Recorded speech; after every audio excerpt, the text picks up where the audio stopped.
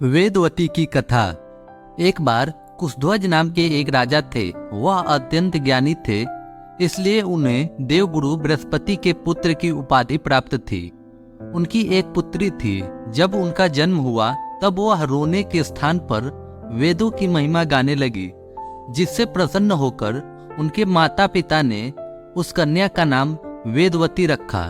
वेदवती भगवान विष्णु को बहुत मानती थी। एक बार वेदवती तप करने बैठी थी। उन्हें तप करते करते 3 दिवस पूर्ण हुए। वह भूखी प्यासी थी। उनके पिता कुशध्वज ने जब यह देखा तो वह चिंतित हो उठे। उन्होंने वेदवती की तपस्या भंग करने का निश्चय किया। तभी वातावरण में नारायण नारायण नाम की ध्वनि उत्पन्न हुई। वह ध्वनि देव ऋषि नारद की थी। देव ऋषि प्रकट हुए और उन्होंने राजा को वेदवती की तपस्या भंग करने से मना किया और कहा कि आप ऐसा न करिए, क्योंकि वेदवती इस समय भगवान विष्णु के तप में लीन है। इस वक्त वेदवती को उठाना बिल्कुल एक शिशु से उसकी माता छीनने जैसा है। इसलिए हमारा निवेदन है कि कृपया करके आप वेदवती को उनके स्थान से न उठाएं। यह बात सुनकर कुशध्वज रुक गए और वह चले गए।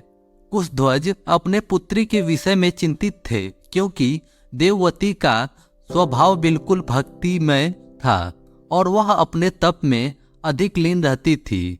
कुशध्वज को यह चिंता थी कि वेदवती की विवाह कैसे होगा, कौन करेगा वेदवती से विवाह, वेदवती की संतान होगी या नहीं, कौन पुरुष वेदवती को अपनी अर्धांगिनी के रूप में स्वीकार करेगा, क्या वेदवती आजीवन अविवाहित रहेगी।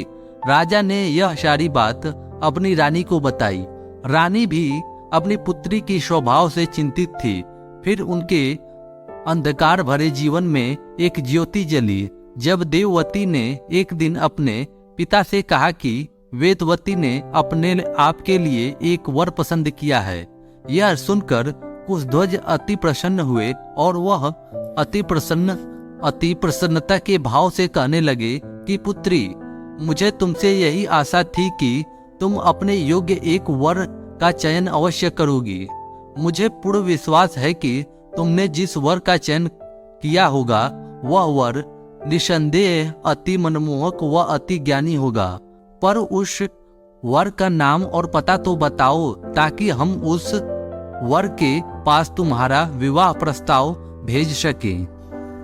यह सुनकर वेदवती ने अपने पिता से कहा कि वह अत्यंत मनमोहक और ज्ञानी है। उनका नाम श्री विष्णु है और वह बैकुंठ में रहते हैं। यह सुनकर कुशध्वज चिंतित हो उठे। उन्हें ऐसा लग रहा था जैसे कि उनके पैरों के तले से जमीन खिंच गई हो। वह कभी शांत होते तो कभी अपनी पुत्री को निहारते। काफी देर कोई वार्तालाप नहीं हुई। फिर कुशध्वज ने अपनी चुप्पी तोड़ी और अपने पुत्री से कहा, तुम खुद नहीं जानती तुम क्या कह रही हो। तुम जिस विष्णु की बात कर रही हो उनकी कृपा से सृष्टि की रक्षा होती है। फिर रानी ने भी अपनी चुप्पी तोड़ी और बोली कि भगवान कभी विवाह नहीं करते और फिर नारायण तो विवाहित हैं, तभी हम उन्हें लक्ष्मीपति कहते हैं। इसलिए तू यह विचार अपने मन मस्तिष्क से सदैव के लिए निकाल दे। रानी व राजा ने अपनी बात संपूर्ण करी, पर देववती को अपने तन मन धन से नारायण को अपना पति मान चुकी थी और किसी भक्त को भगवान से छीनना धरती से सूर्य छीनने जैसा है। देववती अपनी बात पर अड़ी रही। तब कुशध्वज को देव ऋषि की सीख याद आई और उन्होंने रानी से कहा कि प्रिय, अब वेदवती को न रोको। बस इतना समझ लो कि अब हमारी पुत्री अपने ससुराल के लिए विदा हो चुकी है। वेदवती भगवान विष्णु को प्राप्त करने के लिए एक वट वृक्ष के नीचे बैठकर तप करने लगी। उसने कई वर्षों तक तप किया। उसके तपोबल ने वट वृक्ष के नीचे ही बैकुंठ धाम बना दिया। उसकी यह तपस्या इतनी कठिन थी जितना देवता भी तपस्या नहीं कर सकते। भगवान विष्णु सब देख रहे थे। इस कठोर तपस्या से प्रसन्न होकर भगवान विष्णु प्रकट हुए और उन्होंने वेदवती से वर मांगने को कहा। तब वेदवती ने भगवान नारायण को अपने पति रूप में मांगा। तब भगवान बोले कि मैं तो विवाहित हूँ, परंतु मैं अपने किसी अवतार में तुम्हें अपनी अवश्य बनाऊंगा। फिर भगवान चले गए। वेदवती दोबारा तप करने लगी। तभी रावण वहां आया। वह वेदवती की सुंदरता देख मोहित हो गया, उनसे संभोग करने की इच्छा करने लगा। तब वेदवती ने रावण को श्राप दिया कि वेदवती ही रावण के वध का कारण बनेंगी। फिर वेदवती रथ में सवार होकर स्वर्ग की ओर चली गई। समय बीता और एक दिन रावण सीता का अपहरण करने आ गया।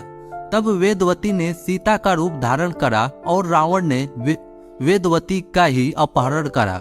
श्री राम ने रावण का वध किया और संपूर्ण सृष्टि को उससे मुक्ति दिलाई। सीता की अग्नि परीक्षा इसलिए हुई ताकि श्री राम सीता को वापस प्राप्त कर सके। जब अग्नि परीक्षा समाप्त हुई तब सीता ने श्री राम से कहा कि वेदवती ने बहुत दुख सहे हैं, इसलिए आप वेदवती को अपनी पत्नी बनाए।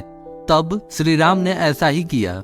अगर आपको यह कहानी पसंद आई हो तो वीडियो को लाइक और चैनल को सब्सक्राइब जरूर करें।